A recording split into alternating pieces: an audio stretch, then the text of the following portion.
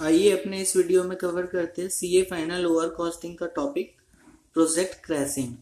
तो आइए देखते हैं इसका कॉन्सेप्ट। तो इसका कॉन्सेप्ट देखने के लिए अपने क्वेश्चन देखते हैं। तो ये प्रोजेक्ट क्रैशिंग का क्वेश्चन नंबर 13 है। तो आइए इसको रीड करते हैं। ये product comprised of 10 activities whose normal time and cost are given as follows. Activity दिया हुआ है, इन सबका नॉर्मल कॉस्ट दिया हुआ है, सॉरी इन सबका नॉर्मल टाइम दिया हुआ है, नॉर्मल कॉस्ट भी दिया हुआ है। वैसे इस पेज में भी दिया हुआ है, एक्टिविटी दिया हुआ है, यहाँ पे नॉर्मल टाइम दिया हुआ है, यहाँ पे नॉर्मल कॉस्ट दिया हुआ है और इनडायरेक्ट कॉस्ट पर डे दिया हुआ है 9 रुपया करके। तो कहने का मतलब है इसका यूज कहाँ पे आएगा अपने, तो जब अपने प्रोजेक्ट का टोटल कॉस्ट निकालेंगे तो ये तो अपना नॉर्मल कॉस्ट है वो लगा ही लगा है, प्लस इनडायरेक्ट कॉस्ट लगा है। और वो कैसे लगा है, जितना प्रोजेक्ट का डेज होगा इंटू 9 हो जाएगा, तो अपना एस्टिमेटेड टोटल कॉस्ट आ जाएगा प्रोजेक्ट का। तो आइए क्वेश्चन नंबर 1 का रिक्वायरमेंट देखते हैं। पॉइंट 1 का रिक्वायरमेंट क्या है कि draw the network and identify the critical path. तो अपने नेटवर्क निकालने के लिए क्या करेंगे, नेटवर्क निकालने के लिए मेरे पास एक्टिविटी दिया हुआ है, तो इससे अपने नेटवर्क निकाल लेंगे और नेटवर्क ड्रॉ कर लेंगे। तो नेटवर्क ड्रॉ करने के बाद अपने जो एक्टिविटी में यहाँ पे ड्यूरेशन पुट करते हैं उसके हेल्प से अपने क्रिटिकल पाथ निकाल लेंगे, प्रोजेक्ट ड्यूरेशन निकाल लेंगे। तो आइए देखते हैं इसका सॉल्यूशन। तो यहाँ पे अपने क्वेश्चन नंबर 13 का देखते हैं। यहाँ पे दिया हुआ था एक्टिविटी जो क्वेश्चन में था वो अपने यहाँ पे सेम पुट कर दिए, नॉर्मल टाइम यहाँ पे पुट कर दिया, नॉर्मल कॉस्ट यहाँ पे अपने पुट कर दिए और ये टोटल नॉर्मल कॉस्ट अपना 704 रुपये का है। इनडायरेक्ट कॉस्ट पर डे है यहाँ पे 9 रुपये का। तो सबसे पहले क्वेश्चन का रिक्वायरमेंट था नेटवर्क डायग्राम बनाना था। तो आइए नेटवर्क डायग्राम बनाते हैं। तो यहाँ पे सबसे पहले एक्टिविटी 1 2 बनाएंगे। तो यहाँ पे एक्टिविटी 1 से 2 के लिए एरो ड्रॉ किए, उसके बाद एक्टिविटी 2 3, उसके बाद 2 4। तो यहाँ पे आप देख सकते हैं 2 3 और 2 4। वैसे ही फिर 2 5 और 3 5। तो यहाँ पे अपना 2 तो रेडी था, 2 से यहाँ पे 5 के लिए और 3 से यहाँ पे 5 के लिए बना है। और यहाँ पे आप देख सकते हो 4 5 से जो है ये 0 है, मतलब ये डम्मी वाला एरो होगा। तो 4 5 यहाँ पे आप देख सकते हो 4 5 से गया है तो ये 0 डम्मी वाला है। उसके बाद यहाँ पे 5 6 है और 6 7 है। तो यहाँ से 5 था ही, यहाँ से 6 हो गया और 6 से यहाँ पे 7 हो गया। वैसे यहाँ पे देख सकते हैं 6 से 8 है और 7 से 8 है। तो यहाँ पे अपना 6 से 8 हो गया और ये 7 से 8 हो गया। तो ये मेरा नेटवर्क रेडी हो गया, नेटवर्क डायग्राम। अब यहाँ पे जो ड्यूरेशन था, जैसे यहाँ पे एक्टिविटी 1 से 2 के लिए 3 दिन का समय लग रहा था। तो यहाँ पे आप देखिए 1 से 2 के लिए 3 दिन का समय लग रहा था, तो यहाँ पे 3 लिख दिया। वैसे 2 से 3 के लिए यहाँ पे 3 दिन का समय लग रहा था, 2 से 3 के लिए यहाँ पे 3 दिन का समय लग रहा था, यहाँ पे 3 लिख दिया। मतलब पूरा ही जो ड्यूरेशन क्वेश्चन में दिया हुआ था हर एक्टिविटी का यहाँ पे लिख दिया, पुट कर दिए। अब इसके हेल्प से ई और एल का वैल्यू निकाल लिए। तो जैसे कि अपने पिछले क्वेश्चन में निकालते आ रहे थे, तो इसको ये कुछ नया नहीं है तो करवाने का अभी वो दरकार नहीं लगता मेरे को। तो यहाँ पे क्या हो गया, तो ई का जो फाइनल आ जाएगा 0.8 पे, ई का 32 आया। तो यही तो मेरा प्रोजेक्ट ड्यूरेशन है। तो प्रोजेक्ट ड्यूरेशन विल बी 32। और क्रिटिकल पाथ क्या होगा, जिस पाथ में ये 32 आया होगा तो क्रिटिकल पाथ होगा मेरा 1 से 2, 2 से 5, 5 से 6, 6 से 7, 7 से 8। तो 1 से 2, 2 से 5, 5 से 6, 6 से 7 और 7 से 8। तो वैसे ही तो मतलब ये वाला अपना आ जाएगा क्रिटिकल पाथ। ये देखिए 1 से 2 में गया, 2 से 5 में गया, 5 से 6 में गया और 6 से 7 में गया और 7 से 8 में गया। तो यहाँ पे 38 आ गया ये सारा। 3 + 9 + 6 + 4 + 10 इज इक्वल टू करेंगे तो यहाँ पे 32 आ जाता है। तो ये क्योंकि प्रोजेक्ट ड्यूरेशन इसमें सबसे ज्यादा ई का वैल्यू 32 है, तो ये मेरा क्रिटिकल पाथ हो गया। तो सेकेंड रिक्वायरमेंट था सेकेंड का भी ये क्रिटिकल पाथ, प्रोजेक्ट ड्यूरेशन और उसका टोटल कॉस्ट निकालने का। तो आइए देखते हैं टोटल कॉस्ट कैसे निकला है। टोटल कॉस्ट अपना कैसे निकलेगा, तो यहाँ पे नॉर्मल कॉस्ट अपना यहाँ पे आप देख सकते हैं कि दिया हुआ था और इनडायरेक्ट कॉस्ट, इन दोनों को ऐड करेंगे मेरा टोटल कॉस्ट आ जाएगा। तो यहाँ पे आप देख सकते हैं जो अपना नॉर्मल कॉस्ट 704 था ही और इनडायरेक्ट कॉस्ट क्या है 9 रुपया हर एक दिन का था और प्रोजेक्ट का टाइम था 32 डेज।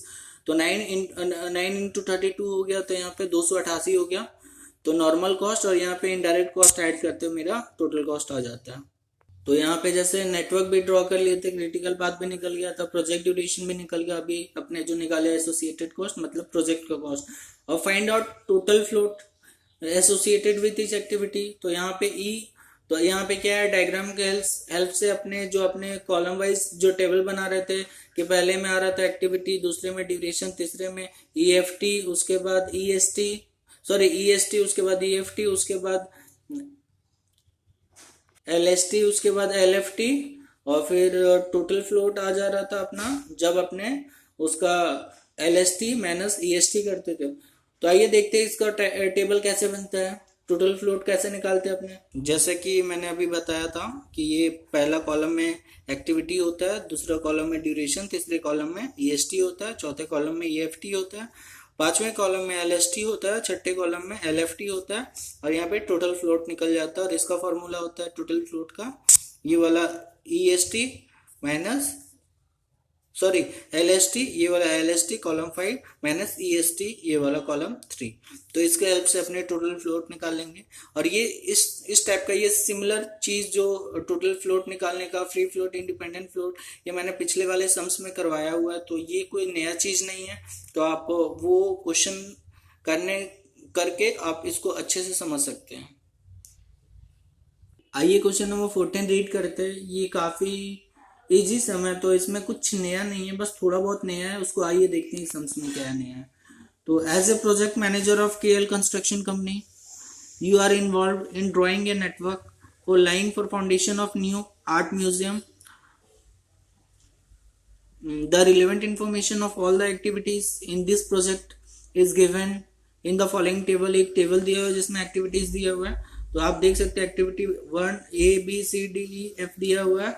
और ये स्टार्ट कैसे होता है, ये मतलब A 0 से स्टार्ट होता है, और B जो है A से स्टार्ट होता है, C भी A से स्टार्ट होता है, D भी A से स्टार्ट होता है, E CD का एक पॉइंट बनेगा वहां से स्टार्ट होगा, और F जो स्टार्ट होगा BE का एक पॉइंट बनेगा वहां से स्टार्ट होगा। और ये क्वेश्चन में TO मतलब TO ऑप्टिमिस्टिक टाइम दिया हुआ है, TM मोस्ट लाइकली दिया हुआ है, TP पेसिमिस्टिक दिया हुआ है। तो इसका एक फॉर्मूला यूज करके अपने ड्यूरेशन निकाल लेंगे। मतलब duration T is equal to TO plus 4TM plus TP divide by 6 करेंगे, तो यहाँ पे मेरा ड्यूरेशन आ जाएगा। और इन सब का नॉर्मल कॉस्ट दिया हुआ है, क्रैशिंग का कॉस्ट दिया हुआ है। तो आप लोग को आइडिया लग जाना चाहिए यहाँ पे स्लोप ऑफ ईच एक्टिविटी निकाल लेना पड़ेगा। तो आइए सबसे पहले देखते हैं क्वेश्चन 14 का पॉइंट 1 का क्या रिक्वायरमेंट है। तो construct the network for the project and determine the critical path and expected duration of the project. तो सबसे पहले नेटवर्क बनाना है, उसके बाद अपने को क्रिटिकल पाथ निकालना है। जो अपने यहाँ पे ड्यूरेशन निकालेंगे उसको यूज करके क्रिटिकल पाथ निकल जाएगा, और उसके बाद अपने एक्सपेक्टेड ड्यूरेशन निकाल लेंगे जो जो सबसे लास्ट में आएगा। तो आइए इसका सॉल्यूशन देखते हैं 1 का। यहाँ पे अपने देख सकते हैं मैंने एक कॉपी में अपना सॉल्यूशन किया है, आंसर नंबर 14, जो क्वेश्चन 14 था उसका आंसर। तो यहाँ पे ये वाला एक्टिविटी तो दिया हुआ था ही, और ये TO दिया हुआ था ही क्वेश्चन में, TM भी दिया हुआ था, TP दिया हुआ था। इसके हेल्प से अपने ड्यूरेशन निकालिए T, जो अपने फॉर्मूला पिछले क्वेश्चन में यूज करते आए हैं, TO plus 4TM plus TP divide by 6, मतलब 2 plus 4 into 3 plus 4 divide by 6 करके ये वाला मेरा T का कॉलम आ गया यहाँ पे। और नॉर्मल कॉस्ट दिया हुआ था ही, और क्रैशिंग का कॉस्ट भी दिया हुआ था क्वेश्चन में, ठीक है। तो ये फिगर दिया हुआ था, अपने सिर्फ कुछ नहीं किया, सिर्फ ये वाला ड्यूरेशन निकाल लिए हैं, T निकाल लिए, वो फॉर्मूला पुट करके, काफी इजी है। तो आइए देखते हैं नेटवर्क डायग्राम मेरा कैसे रेडी हुआ है। तो मैंने कोई भी नेटवर्क डायग्राम रेडी करने के लिए अपने आप को एक्टिविटी चाहिए, ठीक है। तो यहाँ पे देख सकते हैं कि A 0 से स्टार्ट हो रहा है, मतलब कुछ भी नहीं है, नन है।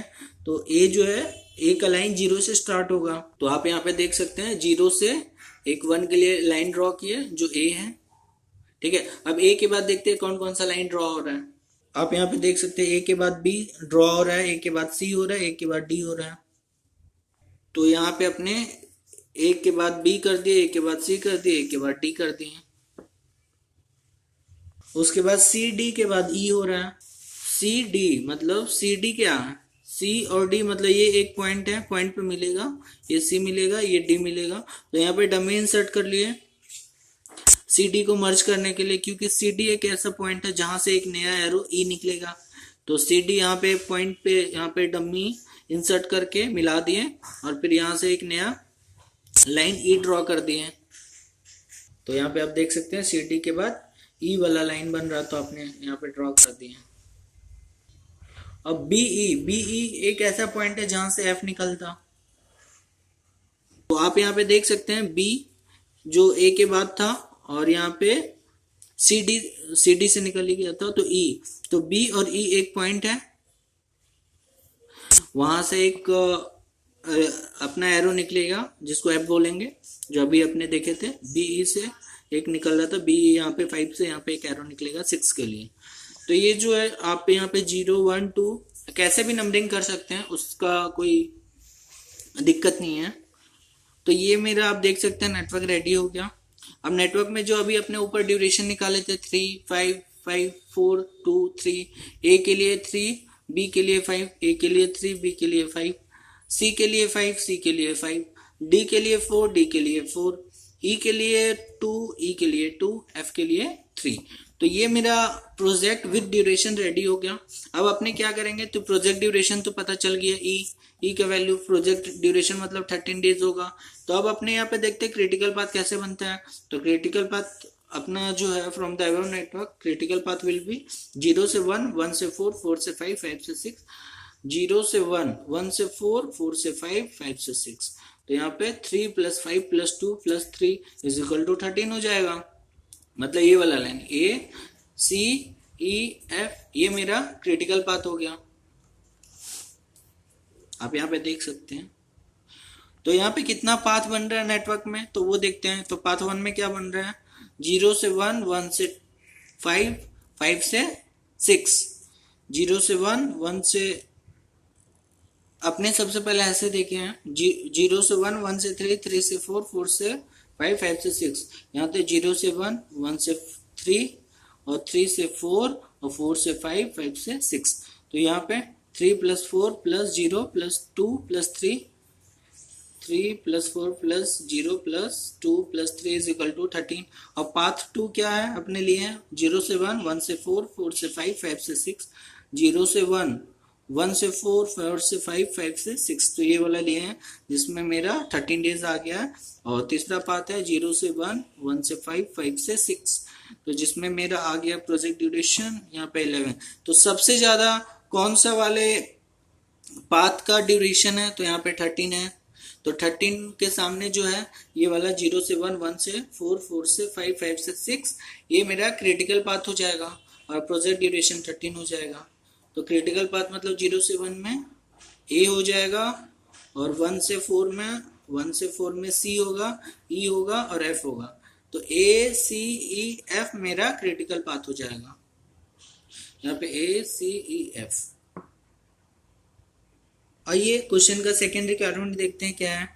The director of your company is not impressed by your analysis, he drawers your attention that the project must be completed by 7 weeks. मतलब जो 13 वीक में कंप्लीट होना चाहिए था, तो आपका डायरेक्टर बोला है उसको 7 वीक्स में ही कंप्लीट होना चाहिए था, मतलब 6 दिन पहले ही। Refer to the penalty clause in agreement with the which provides for payment of penalty at the rate of ₹2500 every weeks। कहने का मतलब है जो 7 दिन में प्रोजेक्ट कंप्लीट होना चाहिए था डायरेक्टर के अकॉर्डिंग, वो 13 दिन में हो रहा है। तो रिमेनिंग जो 6 डेज है उस पर पेनल्टी लगेगा 2500 पर डे पर वीक के हिसाब से।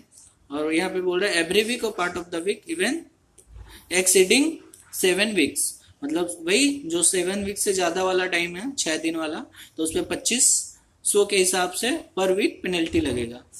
Your director also strongly believes that the time duration of various activity of project can crashing का कॉन्सेप्ट आ गया to their optimistic time estimate with the crashing cost mentioned in the above table. कहने का मतलब है कि अपने को प्रोजेक्ट को उतना दिन तक लाना है जहां पे क्रैशिंग पॉसिबल है, ठीक है। तो उसको देख लेंगे अपने, जब सॉल्यूशन देखेंगे तो थोड़ा नया कंसेप्ट है तो वो आ जाएगा मेरा। तो डिटरमाइन द ऑप्टिमल ड्यूरेशन, वो कितना ऑप्टिमल टाइम होगा जहां पर आपका कॉस्ट मिनिमम हो जाएगा। जहाँ पे आपका प्रोजेक्ट कॉस्ट और पेनल्टी मिनिमम हो जाएगा। तो आइए सॉल्यूशन देखते हैं। तो statement of minimum duration and minimize the project execution cost and penalty cost. तो सबसे पहले क्रैशिंग स्टार्ट करने से पहले आपको जो एक स्टेटमेंट बनाना पड़ेगा जिसमें cost slope of each activity निकालना पड़ेगा। तो यहाँ पे activity A B C D E F दिया हुआ था, ड्यूरेशन अपने निकाल लिए थे और इसका कॉस्ट भी दिया हुआ था नॉर्मल कॉस्ट। तो ड्यूरेशन अपने निकाले थे, यहाँ पे आप देख सकते हैं ये ड्यूरेशन था और ये नॉर्मल कॉस्ट था। तो यहाँ पे मेरा आ गया नॉर्मल में क्या आ गया उसका ड्यूरेशन और यहाँ पे नॉर्मल कॉस्ट जो क्वेश्चन में दिया हुआ था। अब क्रैशिंग में क्या आ जाएगा टीओ, मतलब जो ऑप्टिमिस्टिक टाइम दिया हुआ था ना वो मेरा क्रैशिंग वाला ड्यूरेशन में आ जाएगा। आप यहाँ पे देख सकते हैं टीओ मतलब ऑप्टिमिस्टिक वाला जो टाइम था 24321 ये मेरा क्रैशिंग वाले टाइम में आ जाए। तो आप यहाँ पे देख सकते हैं टीओ जो था अभी अपने बोले थे 24321 ये क्वेश्चन में दिया हुआ था। अब क्रैशिंग कॉस्ट का भी क्वेश्चन में दिया हुआ था। यहाँ पे आप देख सकते हैं क्रैश कॉस्ट दिया हुआ था हर एक एक्टिविटी का 8,000 13,500 22,000 10,000 75,000 20,000। तो उसको अपने सेम यहाँ पे लिख दिए 8,000 13,500 22,000 10,000 7,500 और 20,000। तो यहाँ पे आप देख सकते हैं यहाँ पे नॉर्मल और क्रैशिंग का एक कॉलम बना है जिसमें टाइम है और कॉस्ट है। ठीक है, तो हर एक एक्टिविटी का टाइम दिया हुआ है, हर एक एक्टिविटी का कॉस्ट दिया हुआ है कि इतना टाइम में और इतना कॉस्ट में ये एक्टिविटी रेडी हो जाएगा। तो आइए कॉस्ट स्लोप देखते हैं कैसे निकलता है।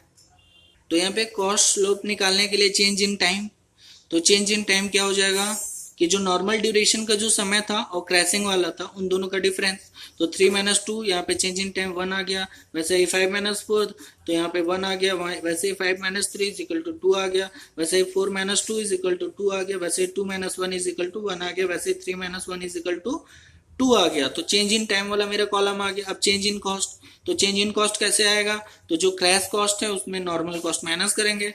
यहाँ पे आप देख सकते हैं 8,000 - 6,000 2,000, वैसे ही 13,500 - 12,000 1,500, वैसे ही 22,000 - 16,000 यहाँ पे 6,000, वैसे ही 10,000 - 8,000 = 2,000, वैसे ही 7,500 - 6,000 = 1,500 और 20,000 - 14,000 तो यहाँ पे 6,000 आ गया चेंज इन कॉस्ट। अब अपने जो कॉस्ट स्लोप है उसका एक्टिविटी रेट कैसे निकलेगा तो वो आइए देखते हैं। तो change in cost divide by change in time मतलब 2,000 divide by 1 = 2,000, 1,500 divide by 1 = 1,500, 6,000 divide by 2 = 3,000 और 2,000 डिवाइड बाय 2 = 1,000 और वहाँ 1,500 डिवाइड बाय 1 = 1,500। वैसे यहाँ पे 6,000 डिवाइड बाय 2 करेंगे तो यहाँ पे 3,000।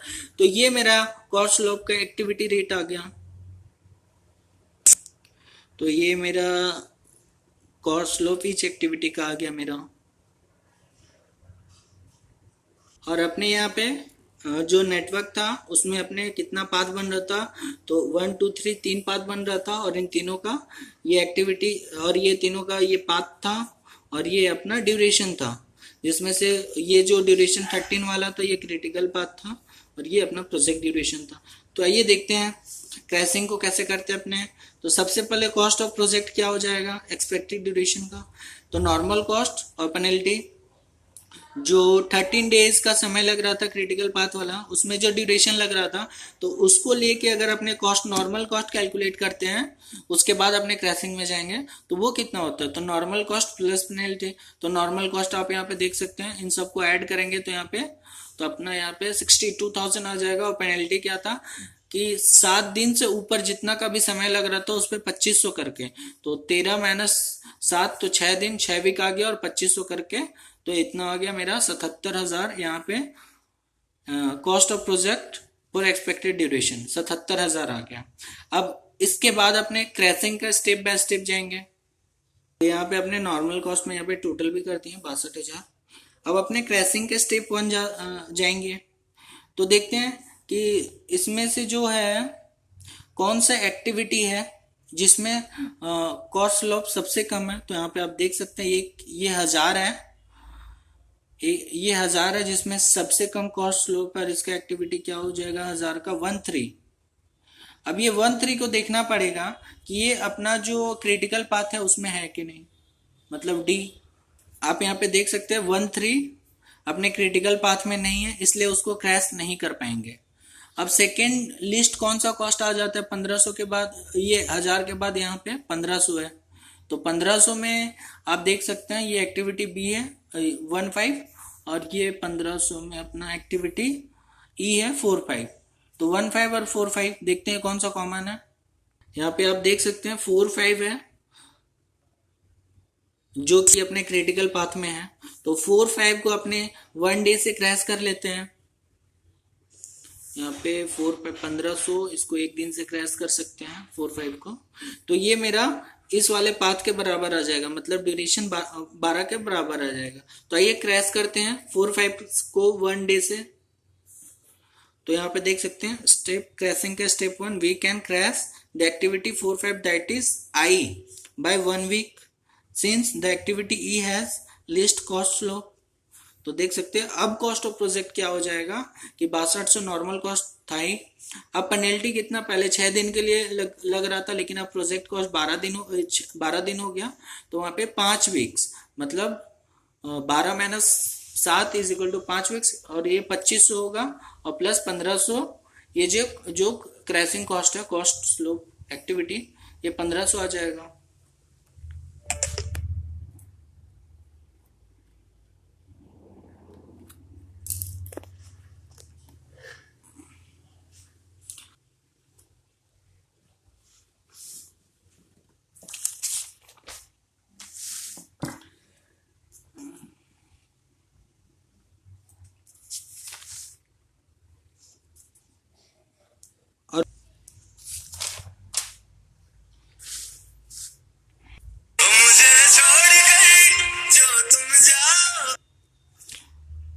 तो आप यहाँ पे देख सकते हैं कि अपने ये तो क्रैश कर लिए थे 45 का एक्टिविटी, और ये कर नहीं पा रहे थे, तो अब 1500 के बाद कौन सा कॉस्ट है, 1500 के बाद अपना 2000 वाला कॉस्ट है जो एक्टिविटी ए में है, और ए जो कि रिप्रेजेंट कर रहा है 0-1 को एक्टिविटी। तो देखते हैं 0-1 कॉमन है कि नहीं पाथ्स में।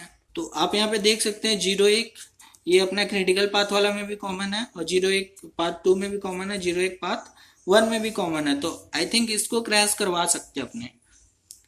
तो यहाँ पे आप देख सकते हैं 2000 था कॉस्ट स्लोप एक्टिविटी और एक दिन का था, और यहाँ पे 0-1 एक्टिविटी में था, तो अपने एक दिन से क्रैश करवा सकते हैं, क्योंकि ये जो 2000 है वो 2500 जो पेनल्टी अमाउंट है उससे कम है, तो क्रैश तो करवा ही सकते हैं।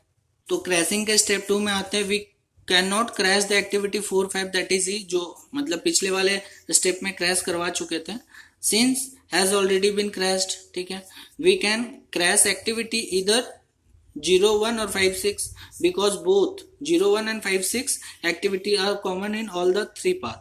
तो अपने 0-1 को क्रैश किए हैं जिसका 2000 था, हैविंग कॉस्ट स्लोप जिसका 2000 था। तो अब यहाँ पे प्रोजेक्ट कॉस्ट क्या हो जाएगा, तो ये 62,000 नॉर्मल कॉस्ट था ही, प्लस 2500 जो पेनल्टी अमाउंट था वो 4 वीक के लिए अब लगेगा, प्लस क्रैशिंग कॉस्ट जो ये पिछला क्रैशिंग कॉस्ट था 1500 पिछले वाले स्टेप का, स्टेप 1 का, और ये 2000 अभी वाले एक्टिविटी 0-1 का जो क्रैशिंग है वो।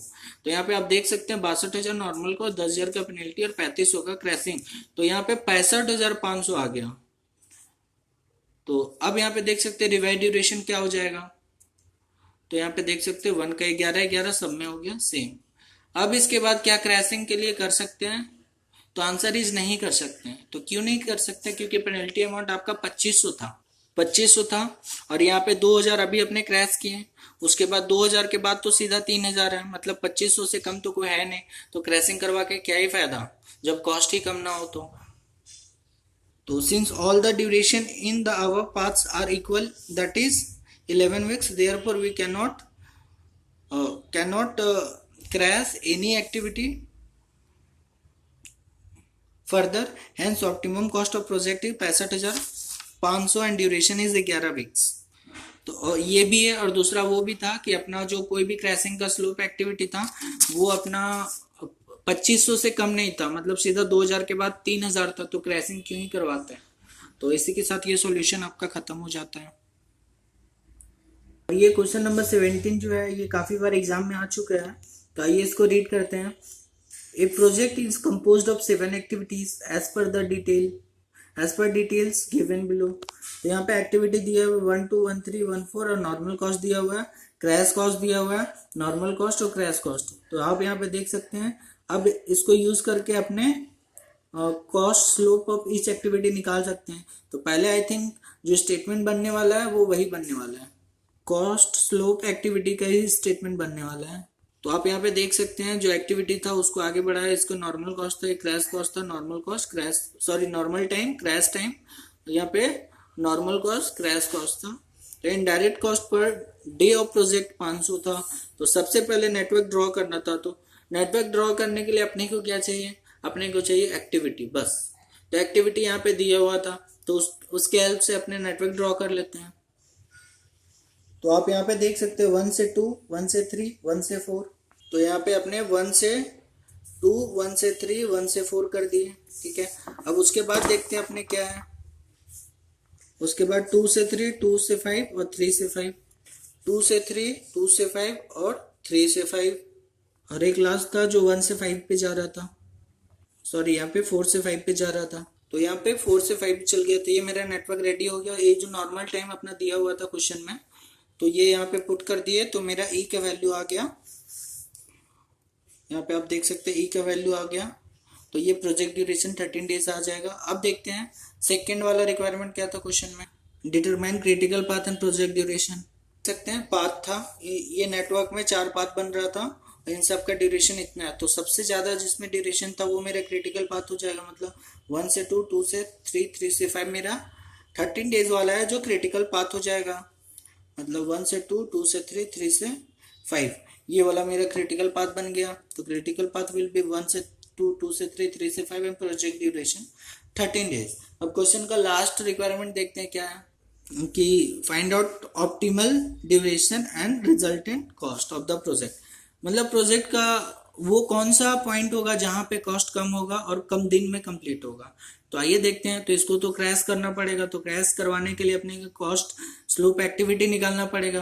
तो जो डेटा दिया हुआ था क्वेश्चन में उसको यूज करके अपने कॉस्ट स्लोप एक्टिविटी निकालते हैं। तो आप यहाँ पे देख सकते हैं जैसे कि पिछले क्वेश्चन में निकाले थे, statement of cost slope of each activity, answer number 17। तो एक्टिविटी यहाँ पे दिया हुआ था और ड्यूरेशन भी दिया हुआ था नॉर्मल, और नॉर्मल कॉस्ट भी दिया हुआ था क्वेश्चन में, ये दिया हुआ है। और यहाँ पे टाइम भी दिया हुआ था नॉर्मल, एक क्रैशिंग का टाइम भी दिया होता, क्रैशिंग का कॉस्ट भी दिया होता। तो चेंज इन टाइम में क्या था कि जो नॉर्मल टाइम माइनस क्रैशिंग वाला 4 - 3 = 1, 2 - 2 = 0, 5 - 4 = 1, ऐसे करके यहाँ पे चेंज इन टाइम निकाल लिया। वैसे चेंज इन कॉस्ट, और चेंज इन कॉस्ट में क्या होगा, crashing cost minus normal cost. तो यहाँ पे देख सकते हैं क्रैशिंग कॉस्ट 2000 - 1500, यहाँ पे 500 आ गया। वैसे ही क्रैशिंग कॉस्ट निकाल लिया, चेंज इन कॉस्ट आ गया, सॉरी चेंज इन कॉस्ट आ गया। और चेंज इन कॉस्ट के लिए crashing cost minus normal cost, तो ये मेरा चेंज इन कॉस्ट आ गया। अब कॉस्ट लॉ का फॉर्मूला क्या होता है, change in cost divide by change in time, मतलब दिस डिवाइड बाय दिस।